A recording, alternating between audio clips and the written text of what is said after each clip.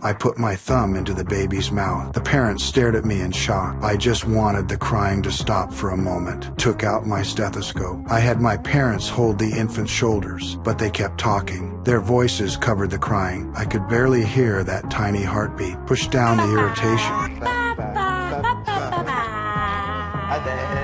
Focused on that faint rhythm of life. After the checkup, I wrote a prescription, charged only $30, then rushed to the next patient's home. It was Christmas night. I was the only doctor on duty in the whole district. Everyone else was home with family. I was moving through the dark streets alone. The next patient lived on the top floor, no elevator, one hand on my back, the other holding the medical case. Every step drained my strength, but I couldn't stop. That was my job. I got used to loneliness and to never hearing thank you. When I finally sat down to eat, the dispatch center called. Someone filed a complaint. It was the couple from before. They said I put my finger in their baby's mouth. I sighed, said nothing. Before I could take a bite, a woman named Rose called. Her voice was shaking. She said she took too many sleeping pills. I left right away, but when I arrived, the building gate was locked. Luckily, a delivery guy passed by. He helped me open the door. When I found Rose, she was already unconscious. She was still breathing. I called emergency right away.